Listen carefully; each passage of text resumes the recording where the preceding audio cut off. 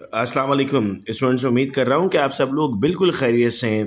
और आज pharmacology day 3 में आप सबको वेलकम, डे 1 और डे 2। मैं उम्मीद कर रहा हूँ कि आप सब लोगों ने देख लिया है, अटेंडेंस मार्क कर रहे हैं, एमसीक्यूज़ के पीडीएफ आपके पास व्हाट्सएप कम्युनिटी पर आ रहे हैं, आप उसको सॉल्व करते जा रहे हैं। और हर टॉपिक जो हम पढ़ते हैं उसके एमसीक्यूज़ भी हम करते हैं, फिर उनकी मैं आंसर्स और एक्सप्लेनेशंस आपको भेज रहा हूँ, होमवर्क्स हम कर रहे हैं। तो अल्हम्दुलिल्लाह अब तक बड़ी अच्छी लर्निंग जर्नी जा रही है हमारी। और आज भी हम अपनी लर्निंग जर्नी को कंटिन्यू करते हुए आगे बढ़ रहे हैं डे 3 की तरफ।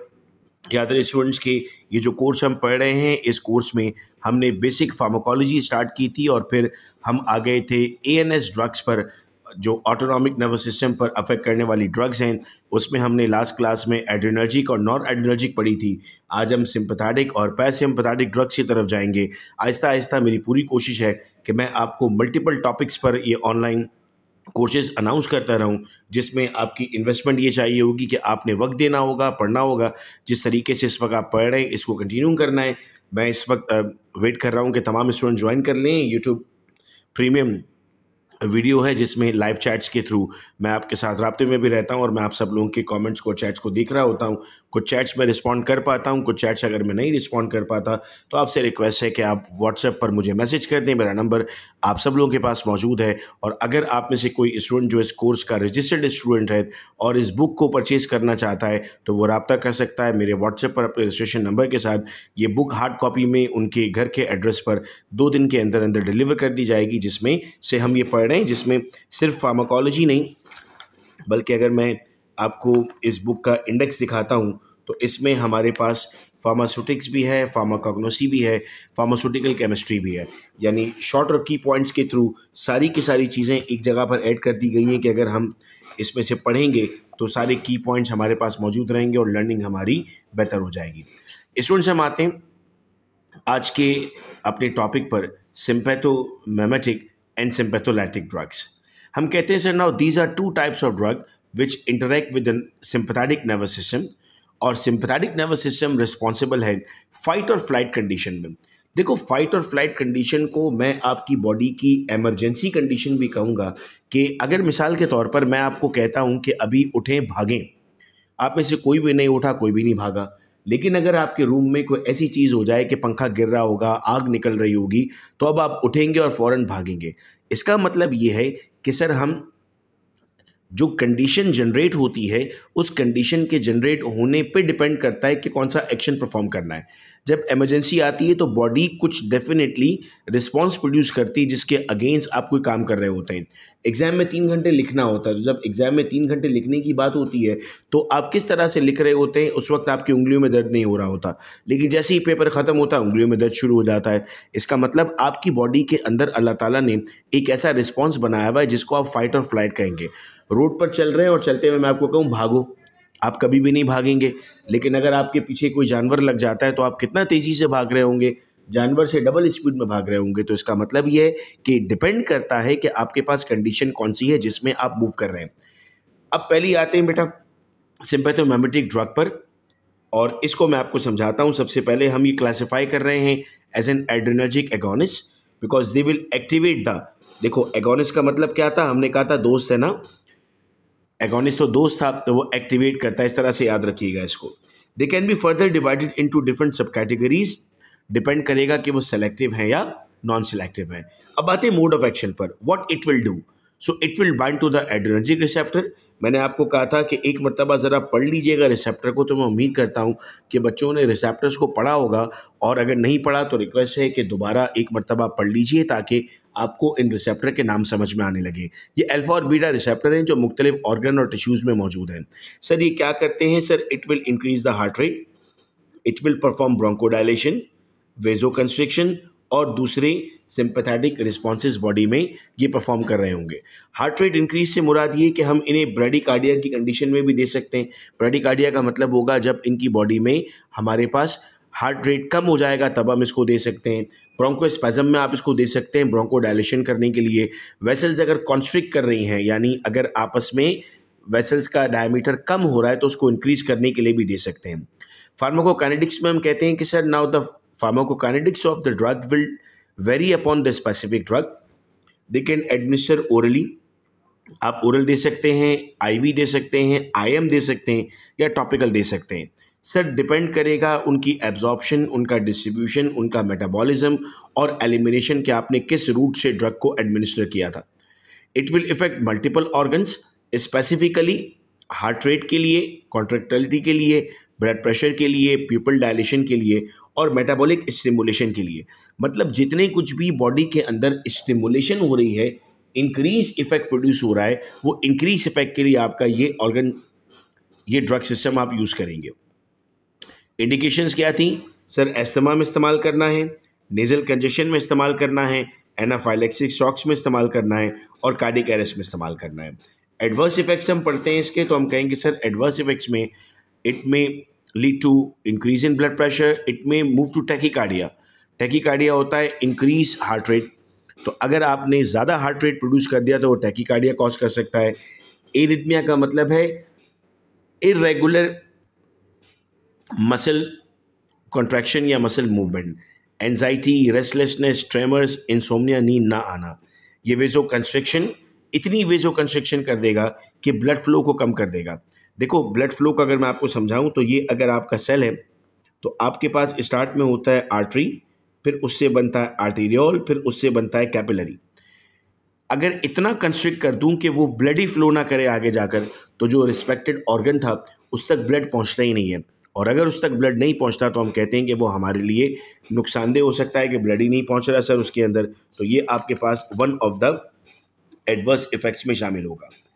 अगर अब इसमें हम आते हैं बेटा सिंपैथोलाइटिक ड्रग्स पर, तो हम कहते हैं sir now they are classified as an antagonist. यानी अब ये कौन है सर? ये तो दुश्मन है। दोस्त था तो एगोनिस्ट था, दुश्मन है तो एंटागोनिस्ट है। सर एक्शन क्या होगा? It will block the receptor. तो अगर मैंने आपको सिंपैथोमिमेटिक ड्रग कहा था तो आपने कहा कि सर वो उसको मिमिक करता है। मिमिक का मतलब है उसकी नकल उतारता है, उसकी तरह काम करता है। और अगर मैं लाइटिक की तरफ आपको लेकर गया तो लाइटिक का मतलब था जो उसके अगेंस्ट काम करता है, जो उसके खिलाफ काम करता है, या फिर अदर वर्ड्स में हम कहते हैं कि जो उसका एंटागोनिस्ट है। This will result in reduce heart rate, vasodilation. यानी जो काम वहाँ पर हुआ था उसका उलट काम अगर आपको चाहिए तो आप ये करेंगे। आपने कहा था यहाँ पर क्या परफॉर्म होगा सर? यहाँ पर आपके पास परफॉर्म होने जा रहा है bronchodilation, vasoconstriction, increase heart rate. तो वहाँ हो गया आपके पास डिक्रीज हार्ट रेट। टिप्स पर कोशिश करना है कि बेटा इसको आपको याद रखना है। वेजो कंस्ट्रिक्शन थी, दो यहाँ पर डायलेशन हो गई। फार्माकोकाइनेटिक्स अगेन डिपेंड करेगी बेटा हमारे पास the type of drugs use, कि आपके पास कौन कौन सी ड्रग यूज़ की जा रही हैं। अब वो आईवी दिया जा रहा है, वो आईएम दिया जा रहा है, या वो कौन से डोजेज फॉर्म में दिया जा रहा है, ये यहाँ पर आपके सामने डिपेंड करता है। ऑर्गन या ऑर्गन सिस्टम इफेक्ट, हम कहते हैं सर सिंपैथोलाइटिक ड्रग्स का आपके पास जो है उन ऑर्गन्स पे इफेक्ट होगा, जैसे अगर ब्रोंकस है तो ब्रोंकस पे इफेक्ट किया जा रहा होगा, अगर मेटाबॉलिक रेट इंक्रीज हो रहा था तो उसको डिक्रीज कर रहे होंगे। तो इस तरह से आप कोशिश करते हैं कि उन ऑर्गन्स को आप याद कर लेते हैं। मैं यहाँ पर एक और चीज़ आपके साथ शेयर करता हूँ। अक्सर स्टूडेंट जी सोच रहे होते हैं कि सर हमें चीज़ें बहुत ज़्यादा याद कैसे रहेंगी, या कोई भी काम हम करें तो उसको इंटरेस्टिंग कैसे बनाएं। जस्ट मैं पर्सनल आपके साथ शेयर कर रहा हूँ कि मैं जब कभी भी लेक्चर्स रिकॉर्ड कर रहा होता हूँ या मैं जब पढ़ रहा होता हूँ या काम कर रहा होता हूँ तो मैं उस दौरान कुछ खाता पीता रहता हूँ। जैसे इस वक्त जब मैं आपका लेक्चर रिकॉर्ड कर रहा हूँ तो मैं आपके साथ ये शेयर करता हूँ कि मैं इस वक्त जो है ये ग्रीन टी पी रहा हूँ और साथ साथ लेक्चर भी रिकॉर्ड कर रहा हूँ, और ये ग्रीन टी भी मेरे पास वक्त मौजूद है। अभी थोड़ी देर पहले जब मैं लेक्चर प्रिपेयर करने के लिए रेडी कर रहा था तो मैं स्नैक्स भी यूज़ कर रहा था। तो आपको ये रिकमेंडेशन है मेरी कि आप भी इस तरह से स्नैक्स का इस्तेमाल कर सकते हैं, और इससे आप लोगों को भी चीज़ें जल्दी याद रह सकती हैं। ये एक छोटी सी बात थी जो मैंने कहा मैं आप लोगों के साथ शेयर करूँ कि ये ज़रूरी है। अगर आप इन चीज़ों का इस्तेमाल करते हैं, स्नैक्स लेते हैं, अब आपको कॉफ़ी पसंद है, चाय पसंद है, जूस पसंद है, उसको अपने अतराफ़ में रखें और लर्निंग करें। तो लेक्चर से पहले अगर ये चीज़ें भी आपके पास हो ना, और फिर आप जब लेक्चर ले रहे हो, so that would be so great, आपको चीज़ें जल्दी याद होना स्टार्ट हो जाएंगी।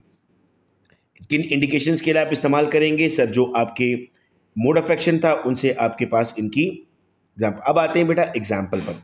तो एग्जाम्पल में हम लेते हैं पहली एग्जाम्पल एड्रेनलिन, जिसको हम नाम दे रहे हैं एपिनेफ्रिन का। तो सर कब इस्तेमाल हम कर रहे हैं सर? हम कहते हैं sir it will stimulate the alpha and beta receptor. तो स्टिमुलेट कर रहा है, इसका मतलब मिमेटिक ड्रग है, वो मिमिक कर रही है। और अगर हम कहते हैं सर वो इनहिबिट कर रहा है या स्टॉप कर रहा है, तो वो फिर आपकी मिमेटिक ड्रग नहीं, लैक्टिक ड्रग बन जाती। Norepinephrine sir, norepinephrine will stimulate the alpha receptor only. ये कल भी मैंने आपको एमसीक्यूज में क्वेश्चन दिए थे और वहाँ भी स्टूडेंट ने सॉल्व किया था कि कौन कौन सी एग्जाम्पल आपके पास अल्फा रिसेप्टर ब्लॉकर है, कौन सी आपके पास बीटा रिसेप्टर ब्लॉकर है। अच्छा, ये सारी चीज़ें उस वक्त भी आपको काम आती है। आपको पता है कि हर थोड़े दिनों में मुख्तलिफ टेस्ट अनाउंस होते हैं।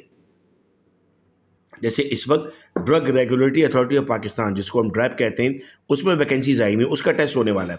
अब बच्चे उस टेस्ट के लिए परेशान हैं कि उसमें क्या आएगा। देखो, ये फार्माकोलॉजी बेसिक बहुत आती है, अगर आपने अच्छे से पढ़ लिया तो आपके लिए कितना आसान है कि आप उस टेस्ट को क्लियर कर सकते हैं।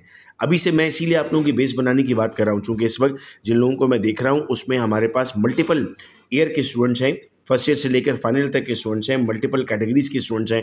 तो मेरी कोशिश है कि आपकी बेस इतनी स्ट्रॉन्ग कर दी जाए कि जब आप किसी टेस्ट को अटैम्प्ट कर रहे हो तो आपको मुश्किल ना लगे, आसान लगे। मैं आने वाले दिनों में कोशिश करूँगा कि जो कमीशन के एग्जाम्स होते हैं इनका कोई पेपर भी सॉल्व करवा दूँ आपको, तो उस वक्त आपको अंदाज़ा होगा कि यार ये पेपर जब हम सॉल्व कर रहे हैं तो ये चीज़ें तो मुश्किल नहीं है। तो आगे जाकर गवर्नमेंट सेक्टर जॉब्स की तरफ जाना या प्राइवेट सेक्टर में किसी अच्छी ऑर्गेनाइजेशन में काम करना जो इस तरह एग्जाम लेकर आपको आगे बढ़ाते हैं, तो उसके लिए भी ये सारी चीज़ें बेटा बहुत इंपॉर्टेंट है। आइसोप्रेट्रोल, ये हमने कल भी पढ़ा था सर, नॉन सेलेक्टिव ड्रग है। डोपामीन भी कल की एग्जाम्पल में आई थी हमारे पास। बीटा ब्लॉकर्स हमने कल नहीं पढ़े थे, आइए अब इसको ज़रा पढ़ते हैं। बीटा ब्लॉकर्स में आपके पास एटिनोलॉल मोस्ट कॉमन ड्रग है जो ट्रिनॉर्बिन के नाम से आता है।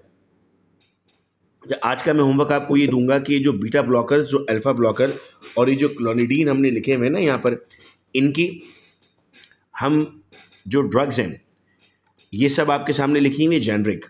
मैं आपको जेनरिक से इनकी ड्रग के साथ लेके जाऊँ और आज थोड़ा सा हम एक नया काम करते हैं। अगली चीज़ मैं आपको सिखाने जा रहा हूँ वो है ड्रग ड्रग इंटरेक्शन।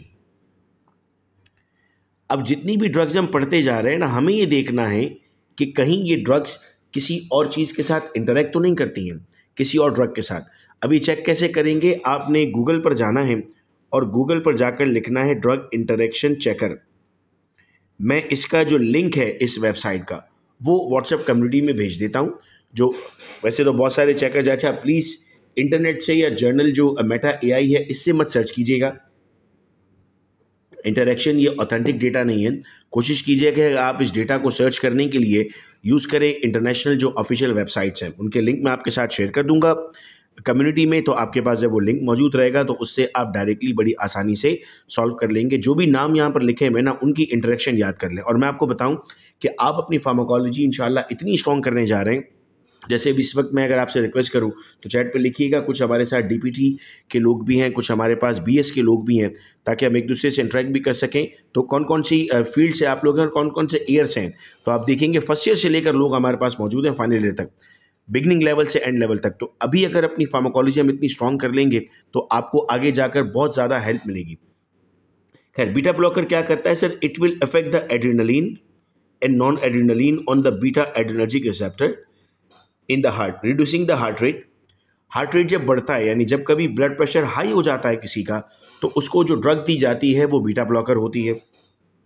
कॉन्ट्रैक्टाइलिटी, हार्ट की कॉन्ट्रैक्शन को डिक्रीज करता है। ऑक्सीजन डिमांड को कंट्रोल करता है। They are use to treat condition such as hypertension, angina. Angina हम उस पेन को कह रहे हैं जो हार्ट में जनरेट होता है, रेडिएट करता है लेफ्ट साइड से, और लेफ्ट साइड से रेडिएट करता हुआ ये मूव करता है आपके चेस्ट से लेकर हैंड तक। इसको आप नाम देते हैं एंजाइना का। एरिथमिया यानी इरेगुलर ब्रीथिंग और हार्ट फेलियर, इन तमाम कंडीशंस में जो ड्रग ऑफ चॉइस आपके पास है वो बीटा ब्लॉकर्स है। अल्फा ब्लॉकर्स कब इस्तेमाल करेंगे sir? Alpha blocker will affect the non adrenaline on alpha adrenergic receptor. चूंकि रिसेप्टर के हमने कहा था दो टाइप्स हैं हमारे पास, अल्फा और बीटा। तो अगर बीटा को ब्लॉक किया जा रहा है तो आप उसको नाम दे रहे थे बीटा ब्लॉकर का, और अगर अल्फा को ब्लॉक किया जा रहा है तो आप उसे नाम दे रहे हैं अल्फा ब्लॉकर्स का। Leading to vasodilation. अब हुआ क्या है, सपोज कीजिए अगर मैं कहता हूँ कोरोनरी आर्टरी है और कोरोनरी आर्टरी में कंस्ट्रिक्शन हो गई है। कंस्ट्रिक्शन का मतलब है ब्लड वेसल स्क्वीज हो गई है, आप उसको डायलेट करना चाहते हैं। डायलेट करने का फ़ायदा ये होगा कि जैसे ही आप ब्लड वेसल को डायलेट करेंगे, इस डायलेशन की मदद से आपकी ब्लड वेसल इंक्रीज हो जाएगी, साइज बढ़ेगा तो ब्लड फ्लो इंक्रीज हो जाएगा। They are use to treat the condition such as hypertension and benign prostatic hyperplasia. यानी अगर आपके पास कोई सेल इंक्रीज हुआ और उस इंक्रीज होने की वजह से कहीं पर ऑब्स्ट्रक्शन प्रोड्यूस हुई है, तो उसमें आप अल्फा ब्लॉकर ड्रग को इस्तेमाल कर रहे होंगे। क्लोनिडीन, हम कहते हैं clonidine is an alpha 2 adrenergic agonist. Alpha 2 adrenergic agonist मतलब दोस्त है, तो दोस्त है तो क्या करेगा, दोस्त है तो स्टिमुलेट करेगा, reducing the sympathetic outflow and it will lower the blood pressure. यह हाइपरटेंशन में और withdrawal symptoms in certain substance of abuse disorder. यानी अगर कोई शख्स आपके पास ड्रग एडिक्ट है और उस ड्रग एडिक्ट को आप ये यूज करते हैं इस ड्रग को, तो उसको अब्यूज को डिक्रीज करने के लिए या ख़त्म करने के लिए आपने इस ड्रग को इस्तेमाल करना होगा। अच्छा, आज मैं एक चीज़ ऐड कर रहा हूं कि जो कुछ एमसीक्यूज़ मैं आपको यहाँ पर समझा रहा हूँ, जो एमसीक्यूज़ हमारे पास यहाँ पर गिवन है, ताकि कुछ बच्चों को ये भी प्रॉब्लम हो रही थी कि सर एमसीक्यू किस तरह से हम उसको सॉल्व कर रहे होंगे या वो समझ में नहीं आ रहे हैं। तो कुछ बच्चों ने रिक्वेस्ट की थी कि वो प्रैक्टिस करवा रहे हैं सर हमें कुछ एमसीक्यूज़ की। तो 10 एमसीक्यूज़ जो मैंने यहाँ पर ऐड किए हुए हैं अपनी बुक में, ये मैं आपको समझा रहा हूँ और इसी से मिलते जुलते एमसीक्यूज़ आपको व्हाट्सएप पर मिल रहे होंगे थोड़ी देर में। और मेरी आप लोगों से रिक्वेस्ट है कि अपना फीडबैक ज़रूर दिया करें और क्या बेहतरी चाहते हैं। मुझे अब तक तो ये बेहतर लग रहा है कि मैं टॉपिक पढ़ाता हूँ, एमसीक्यूज़ देता हूँ, आंसर्स देता हूँ। कुछ और भी अगर करना है तो प्लीज़ मुझे बताइएगा, ताकि मैं वो भी आप लोगों के साथ करूं और मैं जितना बेहतर कर सकूं इन तमाम चीज़ों को पढ़ाने के लिए वो आपको बताऊं। और जो आखिरी क्लास होगी मेरी, उसमें मैं आपसे नेक्स्ट कोर्स पूछूंगा कि आप अगला किस पर पढ़ना चाहते हैं। नेक्स्ट कोर्स बहुत ज़रूरी होगा उस वक्त मेरे लिए पूछना, चूँकि मैं कोशिश करूँगा 1 महीने के अंदर एक कोर्स ज़रूर लॉन्च करूँ, ताकि आप लोगों को ये लर्निंग की जो जर्नी है हमारी, ये कंटिन्यू रहे। सवाल है, which of the following drug is classified as sympathomimetic drug. तो सिम्पैथोमिमेटिक ड्रग आपके पास, आइए एग्जाम्पल्स की तरफ पीछे चलते हैं। तो सिम्पैथोमिमेटिक ड्रग में हम यहाँ पर लेते हैं एल्बिट्रॉल को, और एल्बिट्रॉल आपके पास का इस्तेमाल होती है। सर एल्बिट्रॉल पीछे हमने पढ़ा था, ये कल के लेक्चर वाली बात थी जो यहाँ पर थोड़ी सी रिपीट होने जा रही है। कल हमने ड्रग पढ़ी थी एल्बिट्रॉल, और एल्बिट्रॉल के लिए हमने कहा था कि सर ये क्या है, आपके पास एगोनिस्ट है। तो एगोनिस्ट का मतलब होता है दोस्त है, दोस्त का मतलब है एक्टिविटी को इंक्रीज करेगा। तो ये आपके पास कौन सी ड्रग बन गई, ये आपके पास जो है वो एगोनिस्ट। आप कहेंगे सर बाकी प्रोपेनोल, तो बाकी ड्रग्स अगर आप देखो तो वो क्या थी सर, ये ड्रग्स तो ब्लॉकर थी, ब्लॉक करती थी, ठीक है। Sympathomimetic drugs exert their effects by it will, अब देखो मिमेटिक है ना, तो लफ्ज मिमेटिक का मतलब एगोनिस्ट है, दोस्त है, तो it will, what it will do, it will sir activate. और ये इसलिए आपको सिखा रहा हूँ कि एमसीक्यू सॉल्विंग आपके पास एक बड़ी की होती है। अगर आपको एमसीक्यू सॉल्विंग आ जाता है तो आप कोई भी एग्जाम पास कर सकते हैं। अच्छा, अब अगला सवाल है, which of the following route of administration is common for sympathomimetic drug. जवाब इसका इंट्रावेनस है। क्यों? देखो जो आईवी ड्रग्स होती हैं ना, वो आईवी ड्रग्स आपके पास बायो अवेलेबिलिटी 100% रखती हैं। किसी और रूट से जब आप ड्रग दोगे तो उसकी बायो अवेलेबिलिटी कम होगी, लेकिन जब आप आईवी ड्रग देते हो तो उसकी बायो अवेलेबिलिटी 100% होती है। तो इसीलिए जब कभी आप किसी भी ड्रग का इफेक्ट फौरन चाहते हो तो आप उसको यूज करते हो आईवी फॉर्म में। ऑर्गन या organ system for sympathomimetic include sir miosis या पिपुलरी कंस्ट्रक्शन, ये पीछे पढ़ा था हमने, जो इंक्रीज हार्ट रेट करता है, इंक्रीज ब्लड प्रेशर करता है, ब्रोंको डायलेशन करता है, ठीक है। तो गलत चीज़ें लिखी हुई ना तीनों, ये सही चीज़ें। नेक्स्ट है आपके पास, sympathomimetic are indicated for the treatment of hypertension, yes, glaucoma, yes, cardiac arrest, yes, तो it is all of them. Adverse effect of sympathomimetic में include bronchoconstriction, adverse effect हो रहा है, ठीक है। Which of the following is classified as sympatholytic drug. Now prazosin, prazosin अगर मैं आपको दिखाऊं यहाँ पर, देखो मैं बैक पर आप लोगों को बार बार इसलिए लेकर जा रहा हूँ ताकि आपको समझ में आ जाए कि चीज़ों को कनेक्ट कैसे करना है। ये देखो बेटा, ये आपके पास मौजूद है, तो ये आपके पास आ रही है, इसका मतलब है कि आप ड्रग की इस इफेक्ट की बात कर रहे हैं। सिम्पैथोलाइटिक एक्सर्ट देयर इफेक्ट बाय, ये लाइटिक है ना, लाइटिक का मतलब हो गया था एंटागोनिस्ट, और एंटागोनिस्ट का मतलब क्या हो जाता है? ब्लॉक करना। So it will block the effect, तो ये ब्लॉकिंग हो जाएगा बेटा। फिर आता है which of the following route of administration is commonly use for sympatholytic drug. अब देखो यहाँ पर, अब बच्चे कहेंगे सर यहाँ इंट्रावेनस क्यों नहीं? भाई हम ब्रेक डाउन करने की बात कर रहे हैं ना चीज़ों को, सो हम स्लोली ब्रेक डाउन करेंगे, फास्टली ब्रेक डाउन नहीं करेंगे। तो आपने ओरल दिया जिसकी लीस्ट अवेलेबिलिटी है।